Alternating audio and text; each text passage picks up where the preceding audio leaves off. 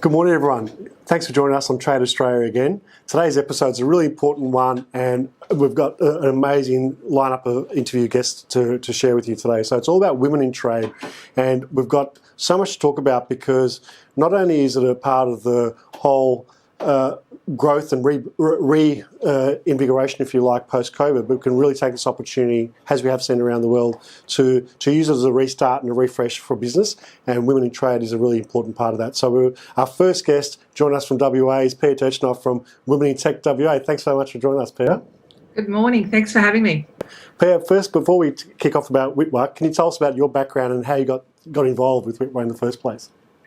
Absolutely. I think my story reflects what many people can relate to, which is that squiggly line. I started my professional career as a corporate commercial lawyer, cutting my teeth in international transactions and trade from a legal perspective.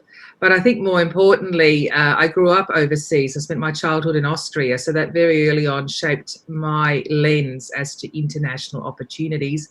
And to top it off, I also grew up in a family business. So the notion of trade and entrepreneurship was really something I got exposed to from a very early age at the dining room table, so to speak. I've left law. I haven't practiced law in many years, but since then, my world really revolves around what I call a portfolio career.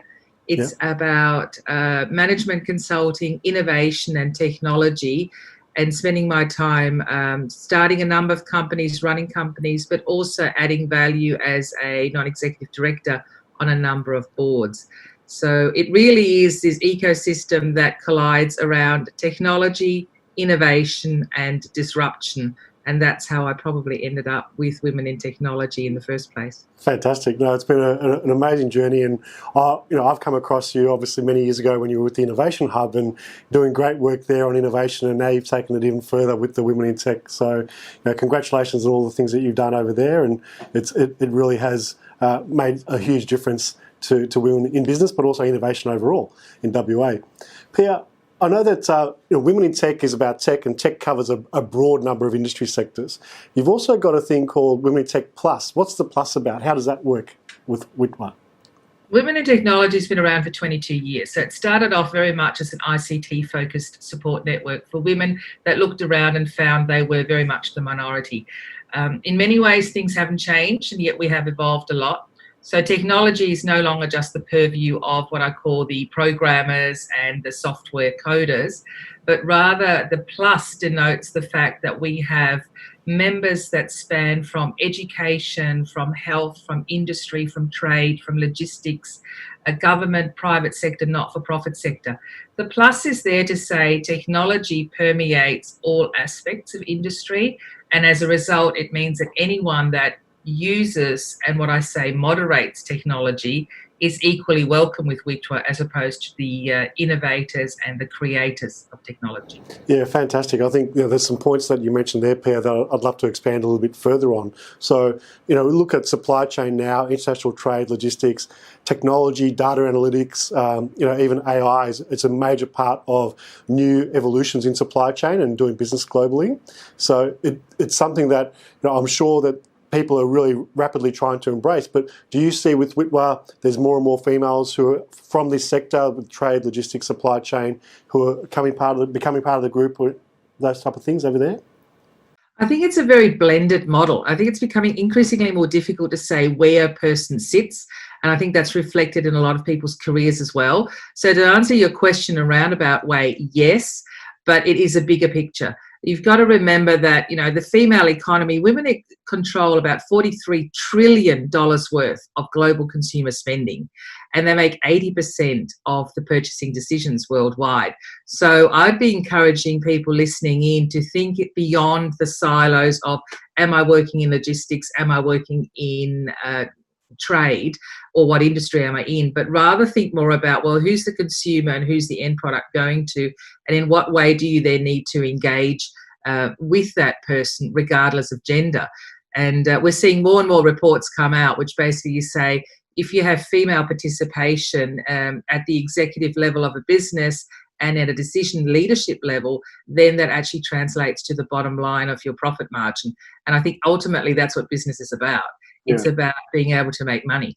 And look, that makes a lot of sense, Pia, especially with logistics, supply chain. When you think about, as you say, the female consumers control so much of that decision making. A lot of that now, from an online e-commerce fulfillment perspective, if you can understand what the consumer needs and from how they want to be serviced and delivered to, that is a major opportunity. And even I'm thinking about the reskilling opportunities where people who may not have thought about the logistics sector, which is a growth sector, especially post-COVID, I should say, is going to continue to be a major growth sector, that technology piece is going to be more and more critically important, especially at leadership level.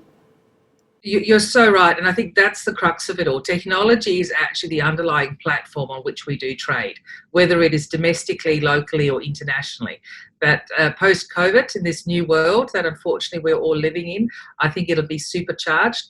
And the opportunities to bring in greater female participation into these traditional non-female and very male-centric industries is massive.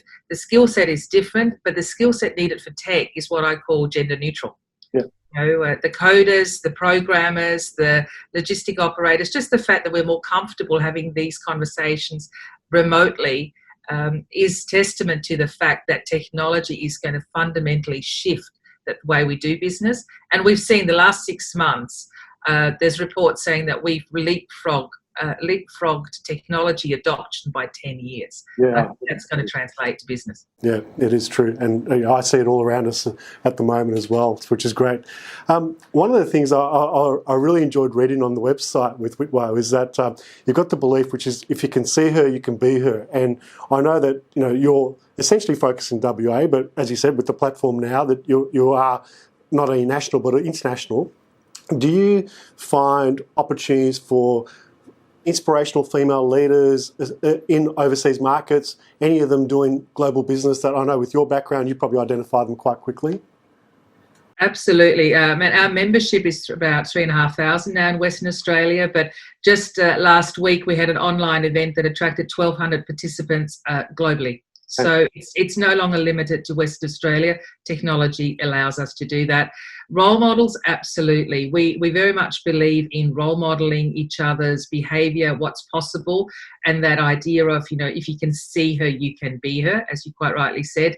We run annual conference events, and to give you an example, last year we had a fabulous female role model, Lindsay Scott, come over from the US. Lindsay is a software programmer. She runs her own business. She codes and develops apps and tech products in partnership with Bill Gates and the like. But the really cool thing is Lindsay Scott is an African-American woman who is a software engineer and also happens to be an ex-Victoria's Secret supermodel. Wow. Now, just think about that as a moment from a role modelling perspective, what that enables. This is a woman that is beautiful, she's successful, she's intelligent, she runs her own business. Different people looking at Lindsay will take different takeaways and be inspired because they see themselves reflected in a different way. And this year, as an alternative, we're having a wonderful, iconic woman from Britain. She's dialing in because we can't fly her across, Dame Stephanie Shirley. She was a child migrant to the UK back in the 30s, set up her own IT company. It's grown into a multi-billion-dollar group. Yep. She is an absolute superstar when it comes to doing business and technology. These are the sort of women that we look towards to say what's possible. But at the same time, we still have, local women that are doing international business and just kicking goals left, right, and centre that inspire us on a daily basis. Yeah, fantastic. That when you get inspired just listening to the way you described it, I can imagine just watching them in action. It sounds really powerful, and congratulations on putting that lineup together. So I think that our audience is global, and in a closing question, can I ask Pia, what's the best way people can support you for what you're doing with the great work of WiTWA? And, witwa.org.au is the website. We'll have all the details. But, can they support you? How can also, as male leaders, reach out and really collaborate with you to improve their own organisations in inclusion as well? Absolutely. And I should say that, don't let the title Women in Technology put you off if you're not a woman. We're very gender inclusive, and it is an important conversation to have. and we have about 20% male representation in our network. The champions, the mentors, the sponsors, but also giving men the confidence to have these conversations and to understand a little bit better how they can support and enable the female leaders within their own organisations. It's not difficult. We're human beings. There's a lot of opportunities. It's a conversation piece. But I think it puts it into a very safe context when you can engage through WiTWA with these conversations. As to getting involved with us, yes, we run massive social media channels, so always love connecting. But in real terms, it's simply reaching out. We're always looking for that international role model, that international connection. If you know somebody who is a superstar rock star that you think we should have in our lineup that can really share and bring a different perspective in, we'd love to have them in the mix. We literally are a phone call, an SMS, an email, or a hashtag away. So we love connecting and we love building that ecosystem far beyond our borders. Fantastic. Thanks so much, Pia. It's been an absolute delight to have you on the show. I really appreciate you taking the time and getting up early over there in WA. Look forward to actually touching base with you on a regular basis, and whatever initiatives you've got going on, let us know. We're happy to keep promoting that for you on Trade Australia platform. Thank you so much. It's wonderful to be able to amplify our message out to your audience and to your network. Have a wonderful day out there. You too. Thanks, Pia. Stay safe and speak again soon. Thank you. So you've just heard from Pia Turcinov. Definitely get in touch with her. Look at the organisation, WiTWA.org.au. That's WITWA.org.au. They've got some great programs, really great collaboration opportunities there for all of us to get involved with, especially in supply chain, transport, logistics. It is a very male-heavy dominated industry, but it does require more embracing of female leadership, female role models, and to really support their cause. So stick around. After the break, we're joined by another amazing female leader, and with Alison Cusack. So stick around. Straight after these short messages, we'll be back soon. What's up?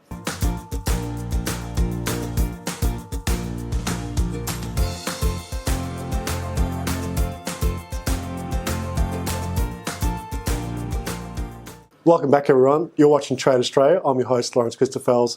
Today's episode is all about women in trade and how we can support and embrace and inspire women to get more involved with international trade, supply chain, logistics. You've just heard from Pia Turcinov from Women in Tech WA, and now we're joined by Alison Cusack, who's not only an amazing lawyer in the shipping and trade space, but she's also the national president for WISTA. Thanks for joining us, Alison. Thanks for having me, Lawrence. Great to see you. Great. Alison, before we kick in about WISTA, tell us about your own professional background and how you got involved with WISTA. Well, I did my law degree seemingly by accident. I threw it in with my banking and finance degree, thinking I'd be some hotshot banker, and then fell in love with the law. Silly me. Mm-hmm. And of course, I graduated during the GFC, so cue me working at the tax office as a grad, so I'm way too comfortable with government regulations. And then I got headhunted to work for A&L, which is the Australian subsidiary of CMA CGM, the fourth largest containerised carrier in the world. And I was one of their in-house lawyers for 6 years, nearly. And during that time, I was embraced by other maritime lawyers, and one who happened to be the the founding president of WISTA Australia, and she said, "You need to join." And I went, "Absolutely, this sounds like great fun. Get to meet a whole bunch of amazing women in the industry who are just absolute trailblazers." And I thought, why wouldn't I want to be hanging out with these amazing women? You know, I'm gonna learn so much from them. Yeah. And from that, I joined the committee. I became the state rep for Victoria. And then the spot in the VP opened up when someone moved to the Solomon Islands. And from then, 2 years ago, I became president. Great. Congratulations. Yeah. Amazing. And that's the thing, Alison. I mean, I've seen you speak, and you've done a lot of events with us as well, which I really appreciate. And not only are you a role model for other women, but you can actually really have the dialogue where it's a whole range of things, because this industry is so heavily male dominated. It's great to see you take charge of events and really, in many ways put men back in their place when they need to be. And that's not a bad thing. That's the sort of conversation that needs to happen these days. And that's a great testament to what you're doing and making sure that we collectively as an industry are really embracing the skill set, the knowledge, and the opportunity that women bring to the table for logistics, supply chain and trade. So congratulations on that. Well, thank you. Well, I think, I've seen both sides. I've seen absolute male champions who I tell all the time that they're doing a great job. I've seen men who are probably letting the side down in terms of, advancing and embracing diversity.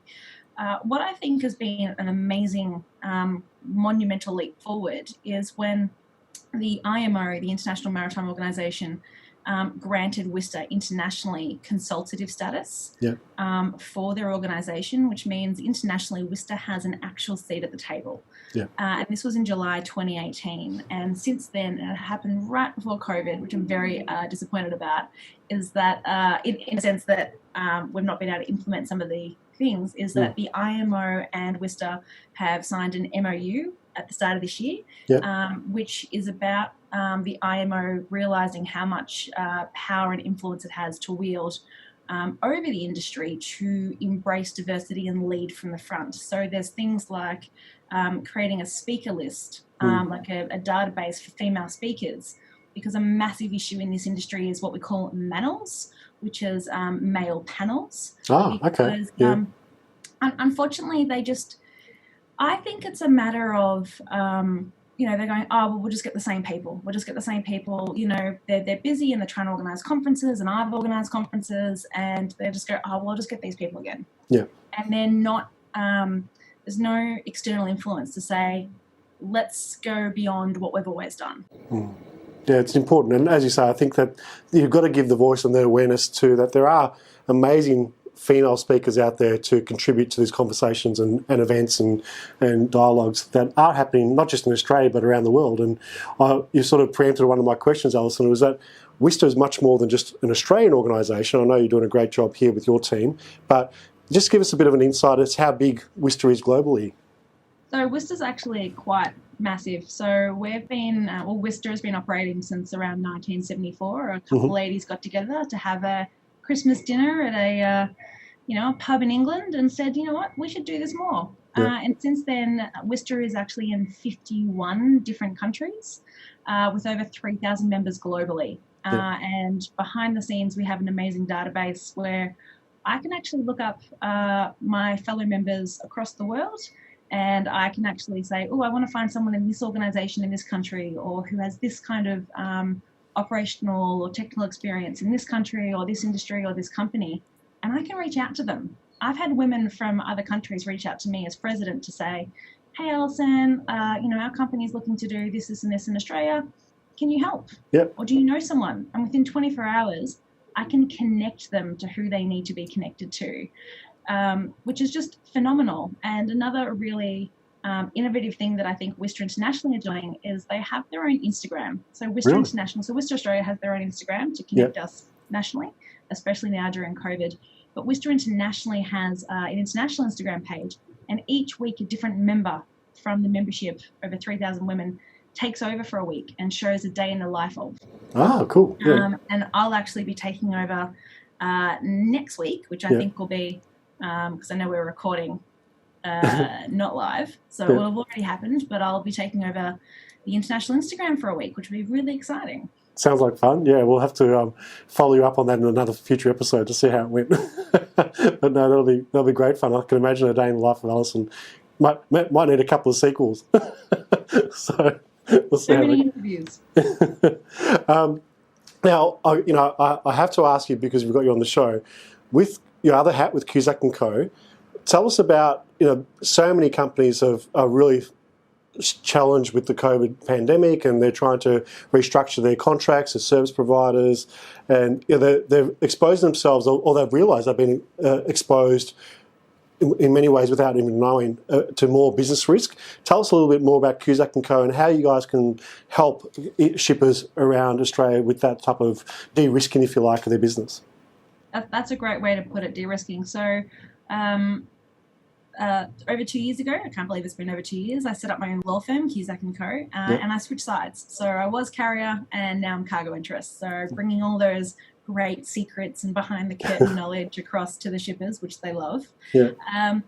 So it is about risk profiling. And what I realize is that freight forwarders. Let's pick freight forwarders, for instance. They may not be cutting their house bills properly. They may not even have house bills. They may be relying on T's and C's, but they don't provide those T's and C's to their customers. So from that nodule or node of their contracting, they're exposed. But then the other one, which I think sometimes is completely overlooked, is from the shipper or the freight forwarder with the ocean carrier.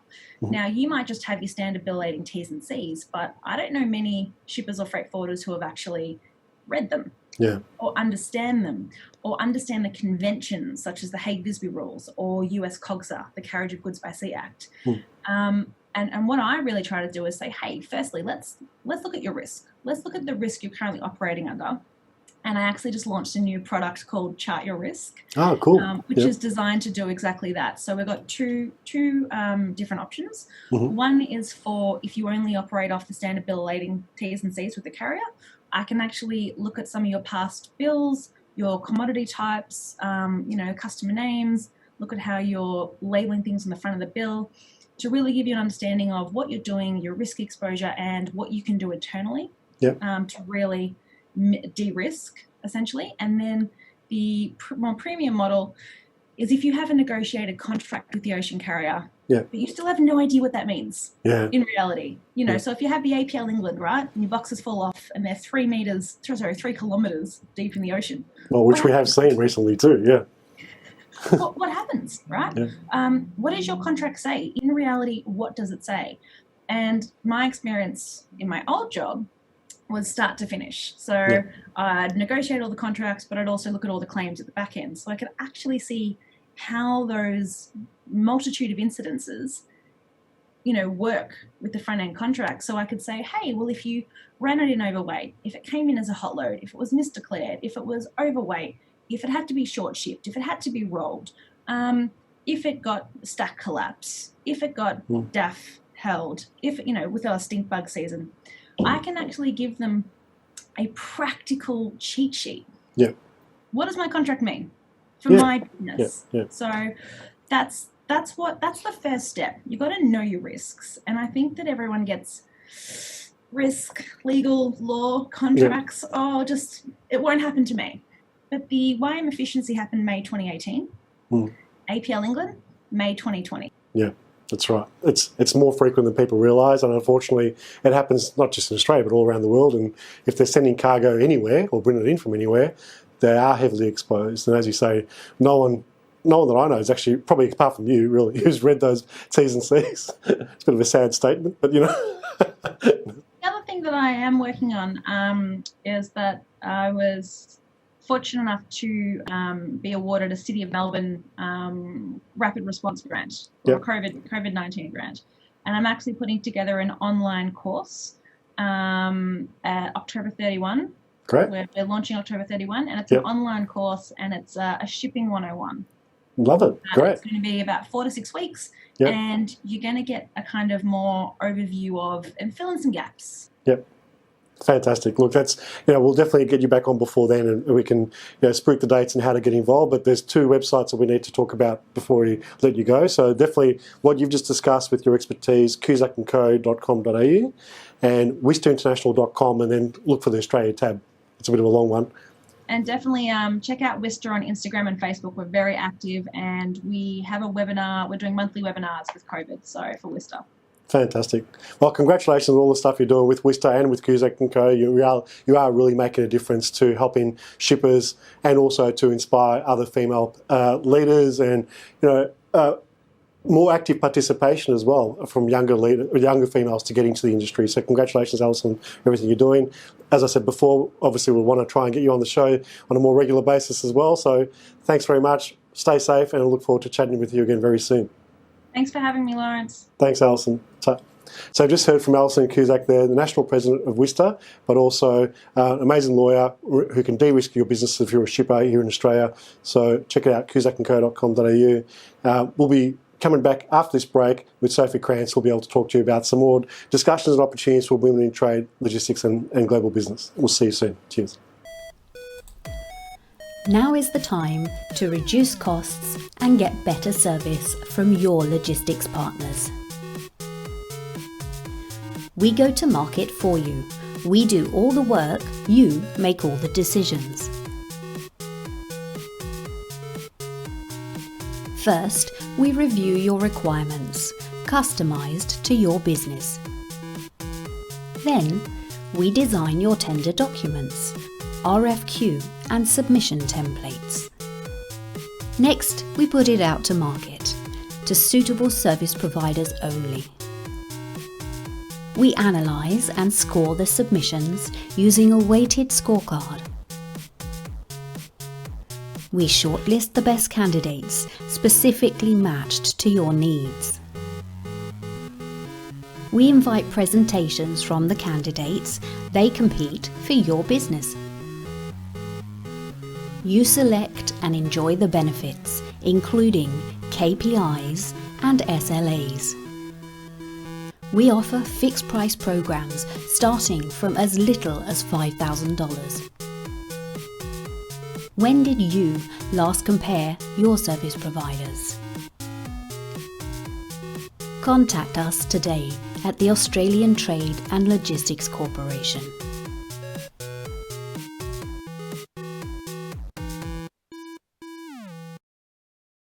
Welcome back, everyone. You're watching Trade Australia. I'm your host, Lawrence Christophels. As I mentioned at the outset, today's episode is all around women in trade and what we collectively, can do to support the attracting more women into the industries and really supporting them become the best leaders they can be, so we all benefit across the sector. Joining me now in studio, which is great, it's Sophie Krantz. Hi, Sophie. Thanks for joining us. Hi, Lawrence. Thanks for having me. Great. Sophie, look, I wanted to ask, before I kick into a few specific questions, can you tell the viewers a bit about your background and how your journey's evolved into international trade? Yeah, sure. So growing up in Melbourne, we are quite a far away city in the world, aren't we? Right now we're in lockdown, of course, but we are quite far away from Europe and Asia and the Americas and so on. And I grew up really wanting to be a part of the world, and I thought, what career can I do that lets me be a part and really engage and experience the world? And so I landed on international trade. Great. Yep. And so my career has enabled me to work in lots of different countries, lots of different types of organisations, and it's been a really fulfilling career. Yep. Yeah. Great. And I know it's not just importing and exporting. You've actually delved into a lot of the technical sides of trade with free trade agreements and duties, tariffs, legal aspects as well. That's right. So what I really care about is the opportunity to create new value in the world by business. And international trade is a great way to do that. So when I was at the International Trade Centre in Geneva for 5 years, that was creating a methodology to go to developing countries, emerging markets, to unlock growth. What are the sectors that can create employment? What are the sectors that can earn important foreign revenue? So instead of an African country like Uganda exporting a green coffee berry, how do you take it to be a roasted, branded product that brings more value back to the community, to the country? And then indeed, I came back to Australia and was with BlueScope for a number of years, making sure that we get good free trade agreement outcomes with China, Japan, Korea, so that the high value jobs that support that industry are retained in Australia. So what's the value that can be created, and how does trade enable that? That's been a key driver in the last phase of my career. And I think some of those points you've just mentioned, Sophie, I mean, you're a living, breathing role model of that female leadership and those possibilities with international trade logistics. But that value that you just talk about too, it opens up so many opportunities for women across the world in business and really participate in global supply chains, because we want to celebrate that and encourage more of that. Absolutely, absolutely. And so something that, if I had a little bone to pick, so the International Trade Centre is joint agency of the United Nations and World Trade Organization. And importantly, they do measure female participation. So when I used to go to a country, they would want to make sure that there was 50% males and 50% females, or as much parity as possible. But really, that's a vanity metric. Right? What I care about are the value metrics. And so it's not how many women show up to the workshop, but how many women are going away and fine-tuning their business. That's right. What are they implementing, and what are the commercial outcomes? And so let's make sure that we have women, or also any any minority, if you like, at the table and make sure that they've got the confidence, the connections and the ability to build strong international businesses. And I think women are doing some really great stuff around the world, and so it's an exciting time. Yeah, no, it definitely is. And I think men are wising up and they're becoming better at being better supporters, better advocates, better champions for women as well, because they see the benefits for themselves as well. It's absolutely. Yeah. And what I would ask a man who was wondering, is this the right thing for my business, is I would ask them, do you only want to sell to 50% of the population? There you go.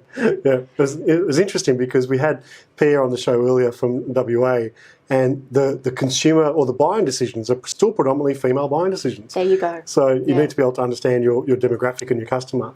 That's right. And of course, in a very connected world, these types of things are very transparent, and optics matter. Yeah. And so if you only have a very undiversified senior management in a business, that will say something to your consumers or your users or your buyers. Yeah, very true. Sophie, I want to ask you a frank question. What are the sort of challenges that you, as a female leader in international trade, global business, have faced that you think men haven't had to deal with in that sense? Sure. I find one of the most frustrating, if I can be so frank, frustrating expressions is, that's not how we do things. Oh, really? Yeah, okay. Or that's the way we've always done things. Yeah. And let's face it, the boys' club works. And in a lot of international businesses in logistics and supply chain, I have found that traditionally they have been quite male-dominant industries. And I've also worked in finance, automotive, steel. There isn't... It can indeed be the case across many sectors, but I think it's really unhelpful for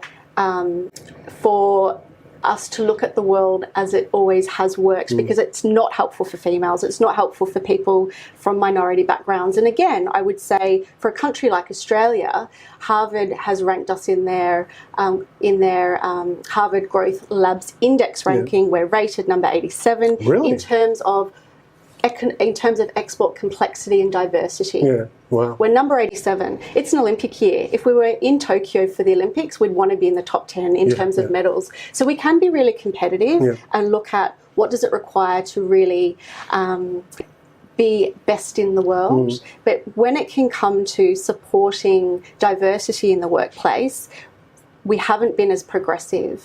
But it matters because it's very transparent. And I think to attract the best talent, you need to show that you're progressive. As emerging technology comes on board, as increasingly, if it's blockchain plays an important role in supply chain management, if it's 3D printing is a consideration instead of loading your products onto an air or sea freight container, you need the biggest and the best minds in the world. And you know what, Lawrence? It might not even be, if it's a Melbourne-based business, they might not even be in Melbourne. They could be anywhere in the world. So the focus should be who is the best person to help me lift my business and get better performance. Yeah, really strong points. And some of the work that I've seen you've been doing recently with talking about technology, leveraging platforms that are as recently as 12 months ago were sort of frowned upon. Now everyone's had to embrace them because of the lockdowns and pandemic.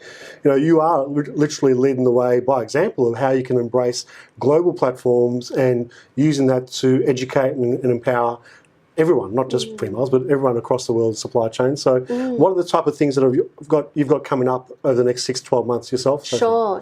So with 2020, of course, there's a need to understand where's the opportunity. A lot of businesses are struggling. There are businesses that are exporting and they're doing okay. They're carefree.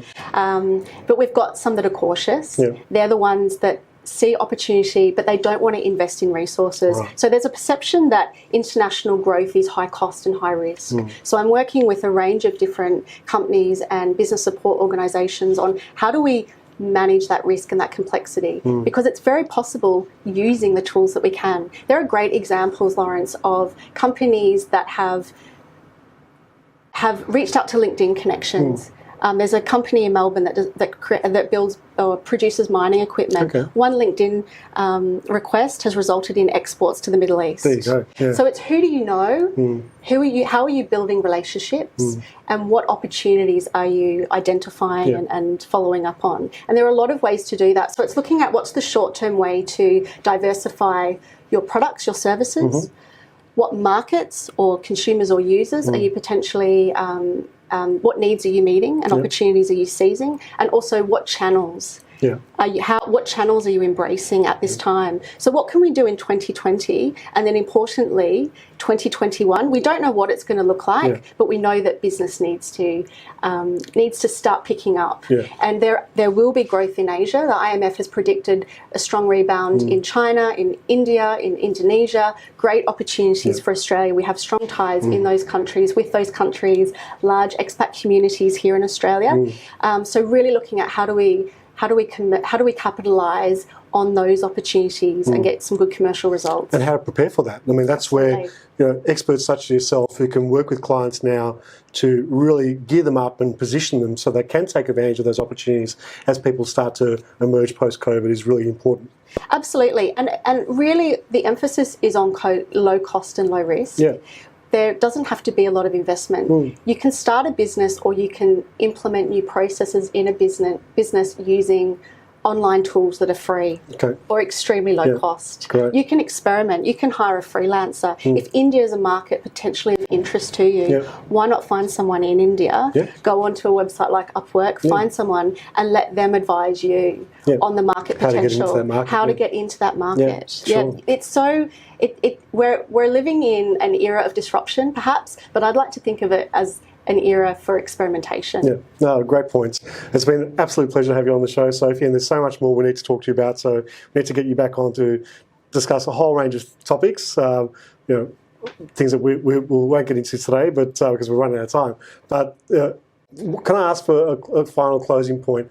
What are the tips and advice you'd give to other women who are currently in trade and they want to really reach out to more global markets or get more senior roles in their sectors, whether it's supply chain, logistics, transport, or even as an importer and exporter? What tips and advice can you give them and share with them? Sure. I would say really, really important is to be inspired. And so where is the world going? Where is emerging technology playing a part in how we can do business internationally? And if you are feeling a little bit out of your depth, go and dabble in that space. You can work on short-term projects. I can put people in touch with those types of opportunities. Learn, be inspired, build your global network. Sit at your PC and build your global network until we can get back on airplanes. And really, as well, if you feel somewhat frustrated and constrained and you don't think what's being created meets the full potential, go out and create it yourself. That's a great point. Thanks so much, Sophie. It's been a pleasure to have you on. As I look forward to having you on a more regular basis because there's so much we want to pick your brains about. So thanks so much. Thanks very much, Lawrence. So there you have it. We've had an amazing episode today with some inspirational and really powerful women join us. Thanks for Sophie. We've had Pia this morning and as well as Alison as well. So they've got some great support opportunities and industry associations, networks here in Australia and abroad. Do yourself a favour, as they say, and reach out to them. They'll be able to support you. I'm sure they'll all share their expertise and knowledge and tips and advice with you. So thanks for joining us today on Trade Australia. Look forward to tuning in again with you next week. Take care. Cheers. Do you know the real impacts of your products and supply chain?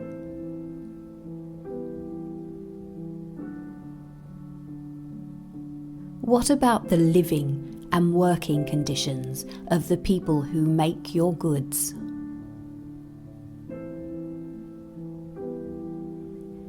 Companies must now comply with strict modern slavery laws across the globe.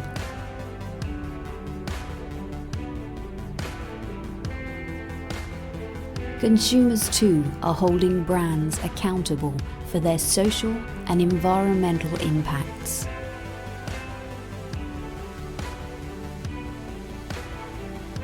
ATLC is the exclusive representative of the Ethical Trade Alliance in Australia and New Zealand.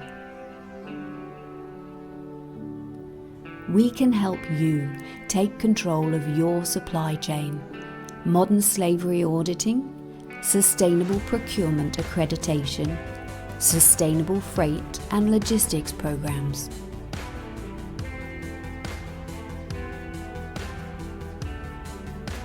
Ensure your supply chain is not harming people or the planet. Protect your brand reputation and do the right thing. Contact us at ATLC today and start to reduce the negative impacts of your global supply chains.